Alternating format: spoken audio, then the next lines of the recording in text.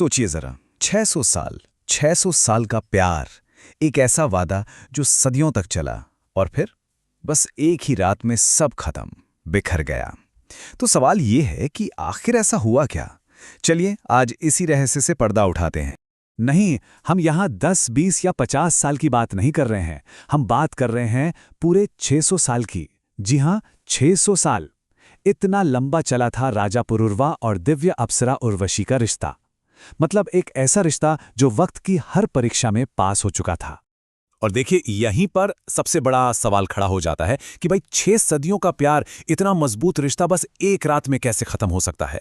ये सिर्फ एक कहानी नहीं है, ये इरादे और उसके नतीजों के बारे में भी हमें बहुत कुछ सोचने पर मजबूर करती है। तो चलिए सबसे पहले मिलते हैं इस कहानी के किरदारों से। एक तरफ हैं धरती के पराक्रमी राजा पुरुरुवा और दूसरी तरफ है स्वर्ग की वो अप्सरा जिनकी खूबसूरती का कोई मुकाबला नहीं, उर्वशी, जो एक श्राप की वजह से कुछ समय के लिए धरती पर रहने आई थी। तो जाहिर है राजा पुरुरवा उर्वशी पर मोहित हो गए और उन्होंने शादी का प्रस्ताव रख दिया। उर्वशी मान तो गईं, लेकिन उन्होंने रखी 3 बहुत ही अजीब, बहुत खास शर्तें। और ये शर्तें ऐसी थीं कि उनका पूरा रिश्ता, उनकी पूरी दुनिया बस इन्हीं 3 शर्तों के एक नाजुक से धागे पर टिकी हुई थीं। तो क्या थी वो शर्तें? सुनिए। पहली शर्त कि उनके बिस्तर के पास हमेशा 2 भेड़ें रहनी चाहिए। दूसरी कि वो राजा को कभी भी किसी भी हालत में बिना कपड़ों के नहीं देखेंगी। और तीसरी कि वो खाने में सिर्फ और सिर्फ घी का ही सेवन करेंगी। सुनने में थोड़ी अजीब लगती है ना, पर सच तो ये है कि यही उनके 600 साल के प्यार की बुनियाद थी। और इन शर्तों को तोड़ने का नतीजा वो भी बिल्कुल साफ था। कोई दूसरा मौका नहीं, कोई माफी नहीं। उर्वशी ने साफ साफ कह दिया था, जिस पल इनमें से एक भी शर्त टूटी, मैं उसी पल स्वर्ग लौट जाऊंगी। मतलब दांव पर सिर्फ उनकी शादी नहीं थी, बल्कि उनकी पूरी दुनिया लगी थी। तो देखिए, एक तरफ धरती पर तो ये अनोखी प्रेम कहानी चल रही थी, लेकिन दूसरी तरफ स्वर्ग में कुछ और ही पक रहा था, एक साजिश। उर्वशी के जो साथी थे गंधर्व, उन्हें उर्वशी की बहुत याद आ रही थी। वो स्वर्ग में अकेले पड़ गए थे और बस किसी भी तरह उर्वशी को वापस बुलाना चाहते थे। और अपनी इसी इच्छा को पूरा करने के लिए उन्होंने एक रास्ता ढूंढ निकाला। उन्हें उन 3 शर्तों के बारे में पता था। अब देखिए, पुरुरवा और उर्वशी के लिए ये शर्तें उनके प्यार का एक वादा थीं। लेकिन गंधर्वों को इन शर्तों में वादा नहीं, बल्कि उस रिश्ते की सबसे बड़ी कमजोरी नजर आई। एक ऐसा ताला जिसकी चाबी उनके हाथ लग गई थी। और फिर आ ही गई वो रात। वो एक रात जिसने सब कुछ बदल दिया। गंधर्वों ने अपना पूरा प्लान, अपना पूरा षड्यंत्र इसी एक रात में अंजाम दिया। एक रात और 3 धोखे। तो उन्होंने किया क्या? सबसे पहले रात के अंधेरे में वो चुपके से महल में घुसे और उर्वशी के बिस्तर के पास बंधी वो दोनों भेड़ें चुराकर ले गए। पहला कदम पूरा हुआ। पहली शर्त अब टूटने ही वाली थी। जैसे ही भेड़ों की आवाज से उर्वशी की नींद खुली, उसने देखा कि वो गायब हैं। बस मानो उसकी दुनिया ही उजड़ गई। वो समझ गई कि क्या होने वाला है। घबराहट में, डर में वो मदद के लिए जोर से चिल्लाई। उर्वशी की चीख सुनी तो राजा पुरुरवा से रहा नहीं गया।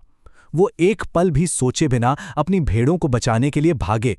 पर उस जल्दबाजी में, उस घबराहट में, वो सबसे जरूरी बात भूल गए। वो भूल गए कि वो उस वक्त निर्वस्त्र थे। और बस गंधर्व इसी पल का तो इंतजार कर रहे थे। जैसे ही राजा बाहर निकले, उन्होंने अपनी आखिरी चाल चली। उन्होंने जोर से बिजली चमकाई। एक पल के लिए उस अंधेरी रात में ऐसा उजाला हुआ मानो दिन निकल आया हो। और उस उजाले में राजा का निर्वस्त्र शरीर साफ साफ दिखने लगा।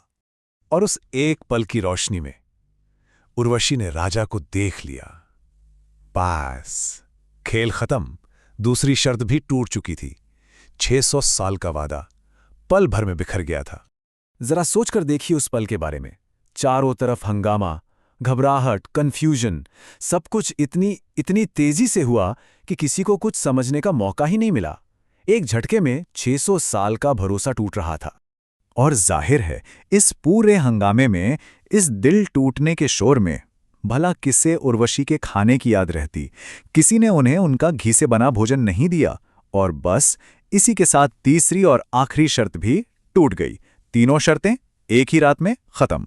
तो कहानी तो यहां खत्म हो जाती है। उर्वशी स्वर्ग लौट गईं। लेकिन हमारे लिए असली सवाल तो अब शुरू होता है। चलिए अब जरा गंधर्वों के मकसद और उनके इस काम के नतीजे को समझने की कोशिश करते हैं। यहां पर ना एक ही सिक्के के दो पहलू हैं। एक तरफ है गंधर्वों का इरादा, उनका मकसद। वो क्या था? वो बस अपनी दोस्त उर्वशी को अपने पास वापस चाहते थे, जिसे वो बहुत याद कर रहे थे। और सिक्के का दूसरा पहलू, वो था इस काम का नतीजा, उर्वशी और पुरुरवा की 600 साल पुरानी प्रेम कहानी का एक बहुत ही दर्दनाक अंत।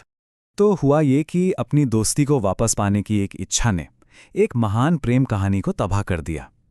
हम कह सकते हैं कि गंधर्वों का इरादा शायद बुरा नहीं था, वो तो बस अपने दोस्त को याद कर रहे थे, लेकिन उनके काम का जो नतीजा निकला वो बहुत ही भयानक था। और ये कहानी हमें एक बहुत ही गहरे सवाल के साथ छोड़ जाती है। क्या एक अच्छा इरादा किसी भी काम के बुरे नतीजों को सही ठहरा सकता है? गंधर्वों ने जो किया, क्या उसे दोस्ती का नाम देकर सही माना जा सकता है? या फिर किसी के 600 साल के प्यार को तोड़ने का अंजाम हमेशा इरादे से बड़ा ही रहेगा? ये सवाल हम